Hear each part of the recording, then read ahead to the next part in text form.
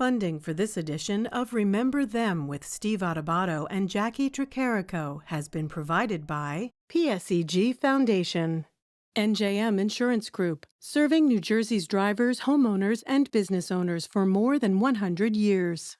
RWJ Barnabas Health. Let's be healthy together. The New Jersey Education Association.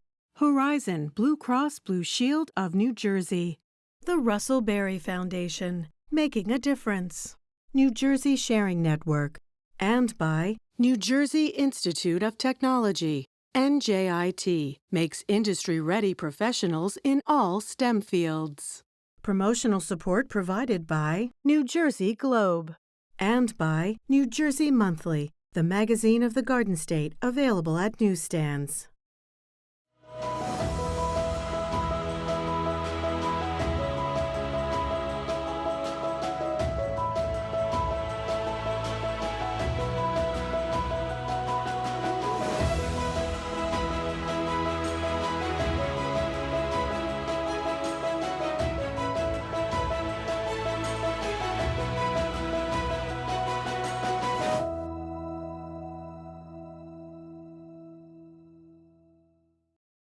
Welcome, everyone. Steve Adubato, Jacqui Tricarico, my co-anchor on Remember Them. Jacqui, we kick off remembering the great Franco Harris, played for the Pittsburgh Steelers in the NFL, 13 seasons, All-Pro, Super Bowls, multiple Super Bowls. Jacqui, do you know, and also a 2011 New Jersey Hall of Fame inductee, do you know the number that Franco Harris wore?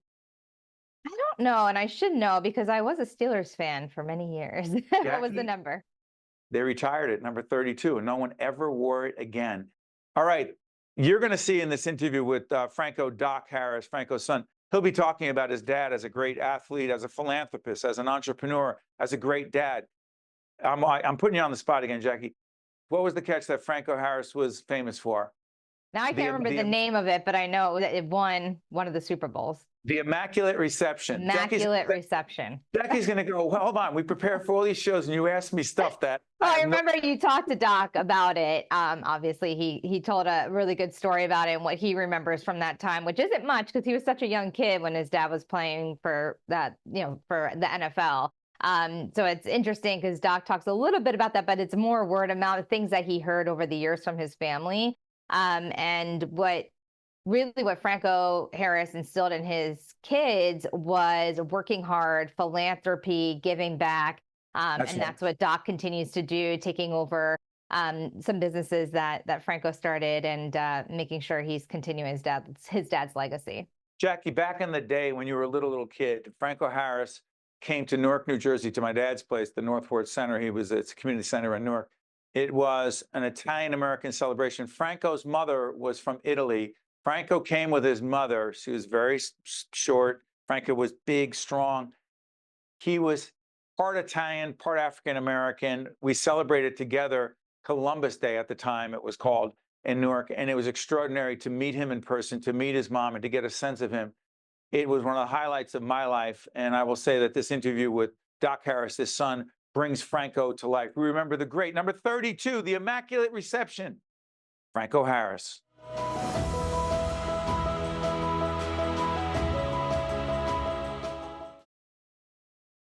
I credit New Jersey for where I am at today. The sports programs that we had through my whole period of growing up in Jersey, and the education that I got in our school system was incredible. And that gave me the foundation to really let me pursue and then to accomplish things in the future. Sports gives you a lot, but education is where it all is. I mean, that's the most important thing. And because of sports, I was able to further my education by going to college. And by graduating college, I now use that knowledge in my business currently. So sports and education, combination that really makes you a winner. We're now joined by Doc Harris, president of Super Bakery and the son of NFL legend, icon, the great number 32, Franco Harris. Doc, good to see you. Great to see you too. You know, I was just telling you before we got on the air what a fan I was. of your dad. Honored to get to meet him back in the day at the North Ward Center, where my dad was the founder and in an Italian American community, and your dad was there, and you know, his mom from Italy. Make the connection about who he was racially, ethnically, and then we'll keep talking about him as a great man and a great athlete. You know, my dad's one of those amazing American stories. My grandfather, Cad, came from Mississippi, a black sergeant in the army. And over in Italy, in Pietrasanta, he met Gina and my grandma Gina. They got married, war bride. And, you know, one of the things that my dad would always talk about was growing up in army housing in New Jersey. And when they first started out, you know, all the families were mixed. So you'd see a black soldier with an Italian wife, a black soldier with a Japanese wife, a black soldier with a Swiss or German, you know. And he always said, you know, man, growing up, I thought everybody looked like me, you know, because all the kids are mixed. And we had such a great time with all these different cultures and all the different foods and everything. Then we went outside in the bigger world, and it was a whole lot different, you know. I love how people debate, are you this or you're that? Some people come from interesting, complex, beautiful backgrounds. That's all I'll say. Let me ask you this. Beyond the great accomplishments of Franco Harris, of your dad as an athlete, as a football player, as a Hall of Famer, what was he like as a father? You know, it's funny. He was working so much when I was young, playing football and then starting his first company, Franco's Au Natural, that I never thought we'd spent that much time together. But now, years later, we are exactly alike, and I don't understand how the science works.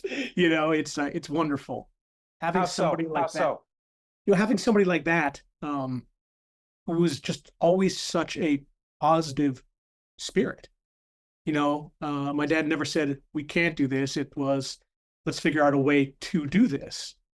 And, you know, that works on the football field, but it works in business too. And his hobby, strangely enough, was business. If you'd ever seen the house when I was growing up, there would just be stacks and stacks and stacks of business books. He read voraciously, and it'd be notes and notes, and going through those, I think sometimes he'd forget where he was even. There was just so many pages that he crafted, trying to figure out the best way to build the system. What was his fascination with business? So his undergrad degree was in hotel and restaurant management. From Penn State? Yes, sir. Yeah, at Penn State.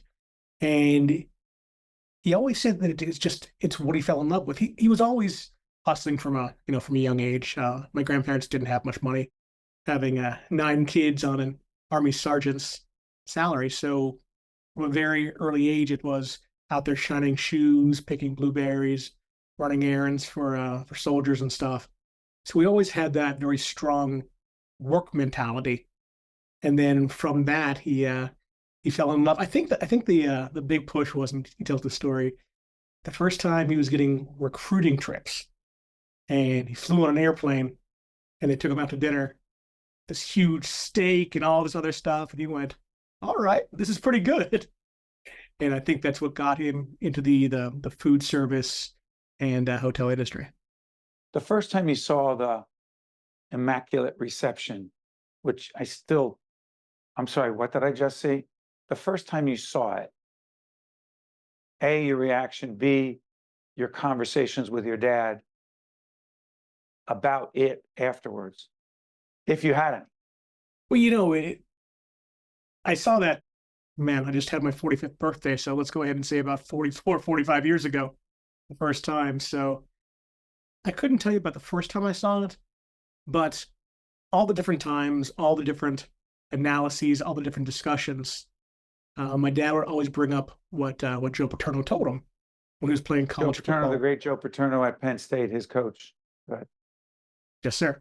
And Joe would always say, Franco, go to the ball. Franco, go to the ball, no matter what was happening on the play. After the pass, after the run, someone else has the ball, you go to the ball because that's where the action is, and that's how you can make a play. So my dad lived up to that standard and said, you know what, this play's breaking down. This is the end of a great season, but maybe if I go towards that ball, I can make a play. And like they say, the rest is history. In a way that is, the way I always look at it personally is the way it happened.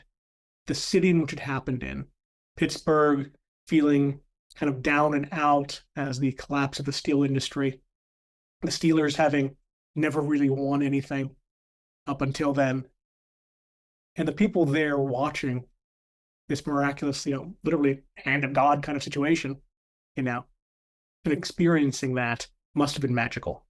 And for the next decade, that Steelers family was magical.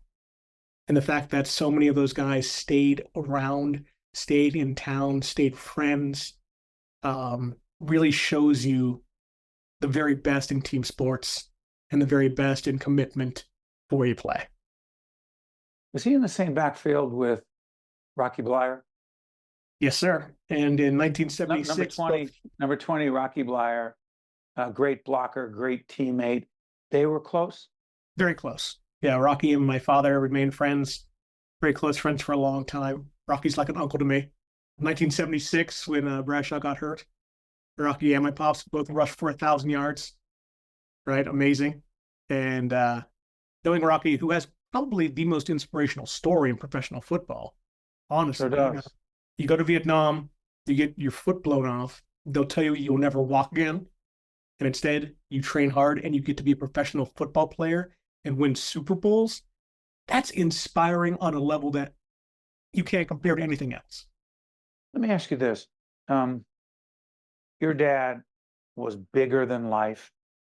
He was strong. He was tough. He carried people on his back and was just a giant of an athlete, a football player. Was he gentle as a dad? Absolutely. What's funny is that what you saw in public and what we saw at home was the exact same thing. There was no pretense in any way. My dad really lived up to his ideals at all times. None of it was an act. It was, I have been blessed with two amazing parents who raised me, and the ability to have somebody who is, famous and out in public all the time, and then to have that person love you and help raise you and, craft you into the man you are, I'm truly blessed. Hey, Doc, thank you. As a kid growing up, I related to your dad in so many ways, just loving football, but also the Italian. I would be lying if I didn't say that the Italian-American connection. But I will say this to you, he was an iconic figure, a figure that so many of us looked up to, not for just the way he played football, but for the way he carried himself with dignity, class, integrity. And you honor him by joining us, Doc, and I cannot thank you enough. To you and your family, we wish you all the best. Franco Harris, we need to remember him. Thank you, Doc. Thank you. Have a great day. You got to stay with us. We'll be right back.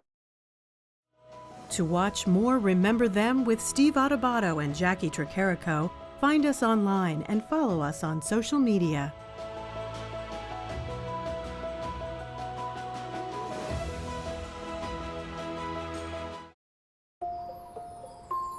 Oh, that looks great. Hey, Dad, can we borrow your hat? Yeah. Happy New Year! Have you thought about new auto insurance? Polar Insurance, we're the coolest around. This year, ditch the gimmicks. Upgrade to NJM for top-rated service and great rates. You guys got any hot cocoa? No jingles or mascots, just great insurance. NJM. If you register as an organ donor, you have the potential of saving up to 8 lives. And my neighbor passed away. His eyes were actually donated, and that person now can see. Not only can you save a life, but if something should happen to me and I'm no longer here, I know that in some small part, I'll live on in someone else. Say yes, save lives. Say yes, save lives. Say yes, save lives. Be an organ and tissue donor.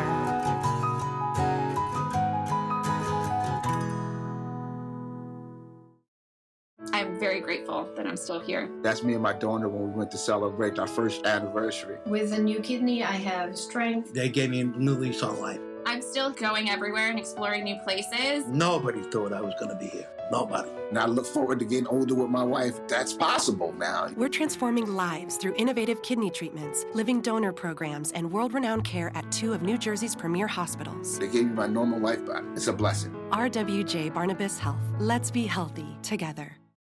We now remember one of the greatest boxers in American history and world history. He was Jersey Joe Walcott. That's right. He was from New Jersey, inducted to the New Jersey Hall of Fame in 2013. He fought Jacqui Tricarico. He fought, wow, from, check this out, 1930 to 1953, at 37 years of age, the oldest person to win a world championship. I interviewed Larry Hazzard, who I've known for years. He was a teacher over at Broadway Junior High School as a kid in Newark, where I went to school, and also as a commissioner. Is a commissioner of New Jersey Athletic Board, knows boxing better than most. Jersey Joe Walcott. What did you learn about Jersey Joe? Well, it took him 21 years battling in the ring for him to take home that world heavyweight title. Perseverance. Let's talk about perseverance, right? But funny enough, that wasn't his whole entire life. He did a lot of other things. He was an actor, was in a couple of different movies. But also he was the sheriff of Camden County, New Jersey, right. The first African-American to do so from 1975 to 1984. So just such an interesting guy to learn about through Larry Hazzard, like you said. Some interesting facts and things that probably a lot of people didn't know about Jersey Joe Walcott. So you may know the name Jersey Joe Walcott, but here's the story behind the man, who he was, why he mattered, and why we remember him in an in-depth interview with a terrific teacher, athlete, understands boxing better than most, the great Larry Hazzard. Let's talk about Jersey Joe Walcott.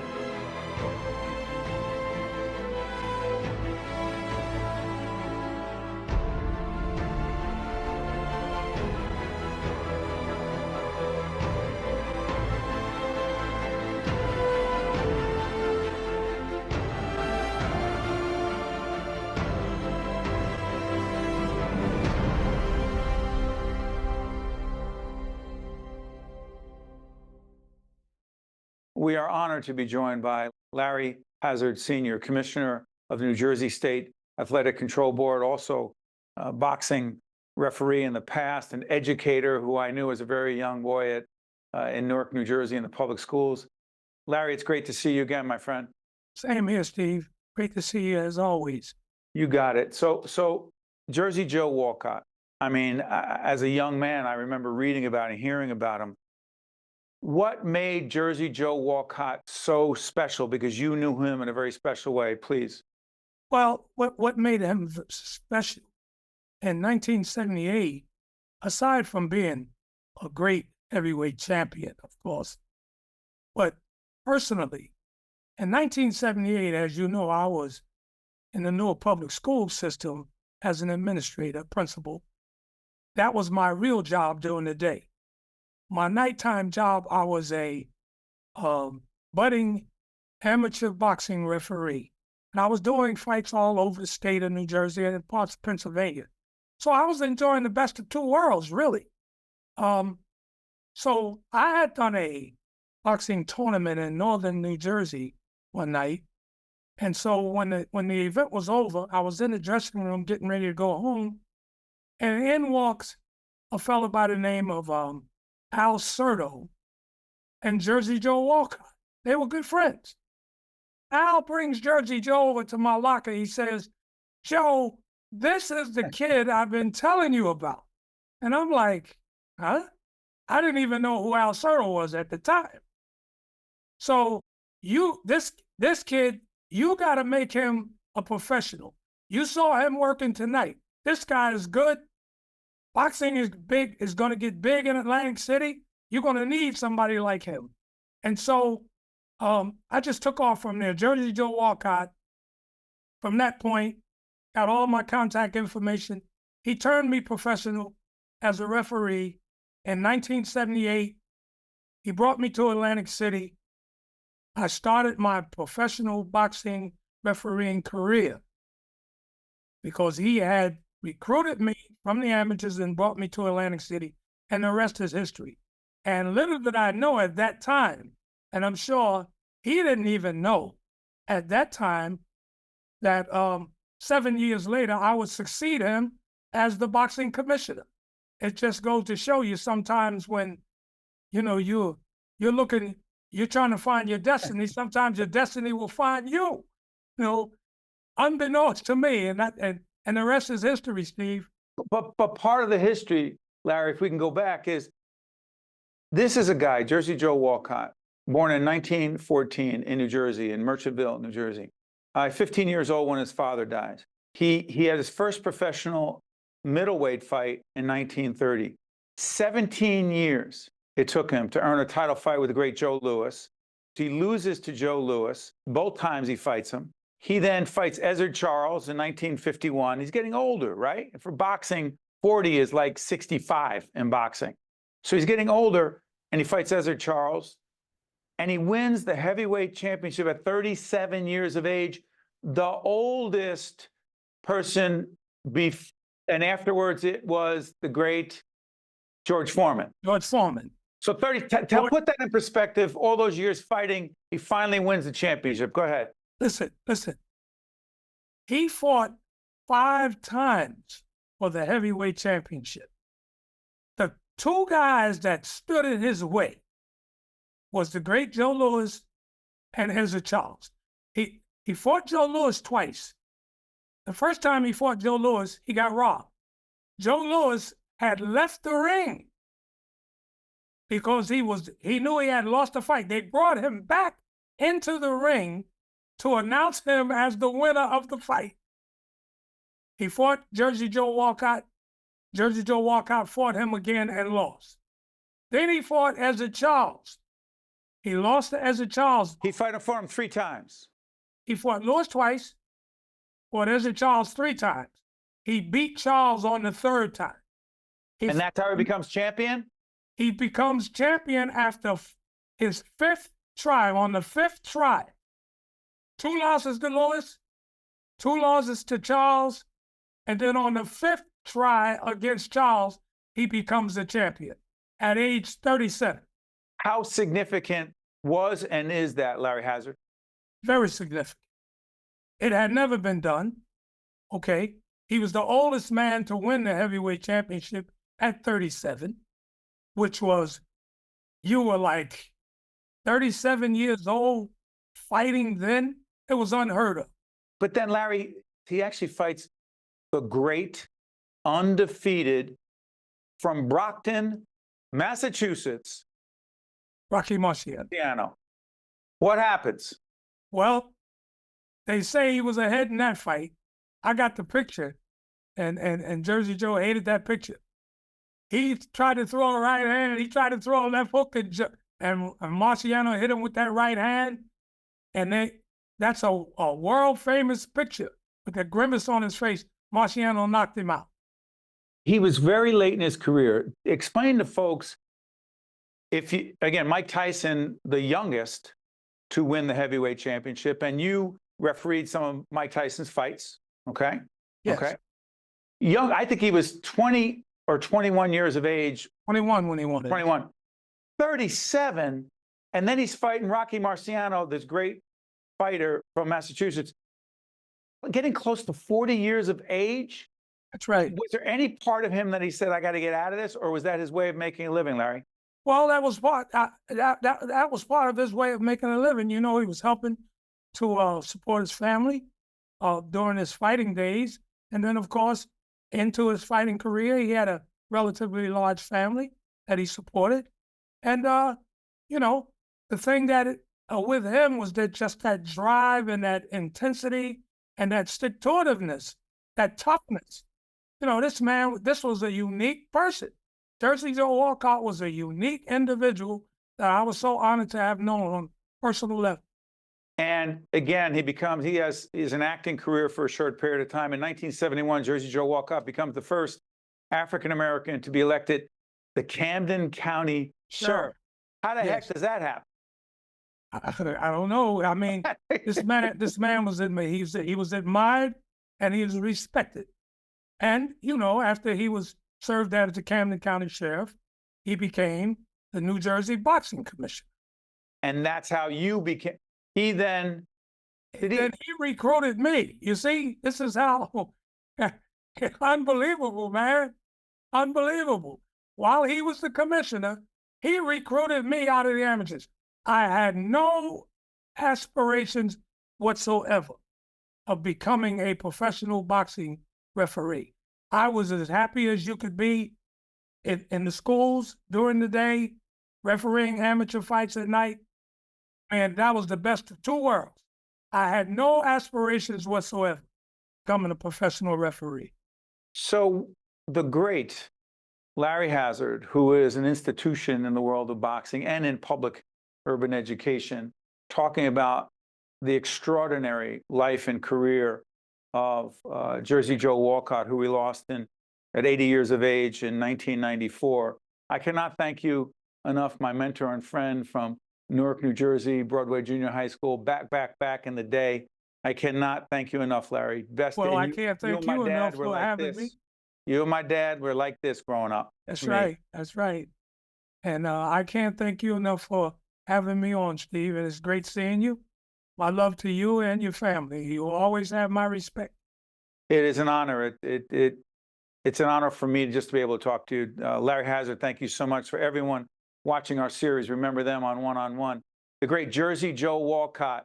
Some people know the name, but they don't know the man. You just got a sense from the great Larry Hazzard of who Jersey Joe Walcott was and why he still matters today. Thanks for watching. We'll see you next time. Remember Them with Steve Adubato and Jacqui Tricarico is a production of the Caucus Educational Corporation, celebrating 30 years in public broadcasting. Funding has been provided by PSEG Foundation, NJM Insurance Group, RWJ Barnabas Health. Let's be healthy together. The New Jersey Education Association, Horizon Blue Cross Blue Shield of New Jersey, the Russell Berry Foundation, New Jersey Sharing Network, and by New Jersey Institute of Technology. Promotional support provided by New Jersey Globe and by New Jersey Monthly. To see more Remember Them programs, visit us online at rememberthemnj.org. Find us on Facebook at facebook.com/Steve Adubato PhD and at facebook.com/Jacqui Tricarico. And follow us on X at Steve Adubato.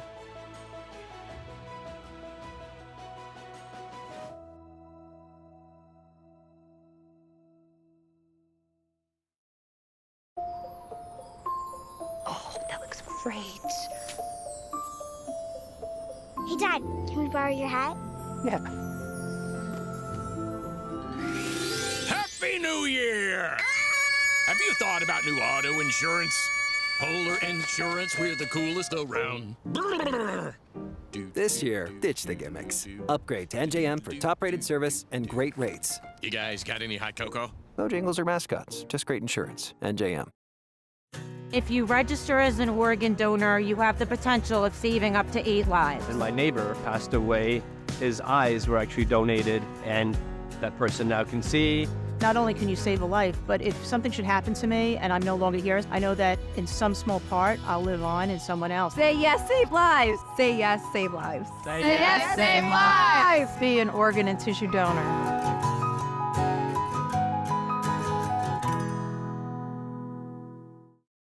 I'm very grateful that I'm still here. That's me and my donor when we went to celebrate our first anniversary. With a new kidney, I have strength. They gave me a new lease on life. I'm still going everywhere and exploring new places. Nobody thought I was going to be here. Nobody. And I look forward to getting older with my wife. That's possible now. We're transforming lives through innovative kidney treatments, living donor programs, and world-renowned care at 2 of New Jersey's premier hospitals. They gave me my normal life back. It's a blessing. RWJ Barnabas Health. Let's be healthy together.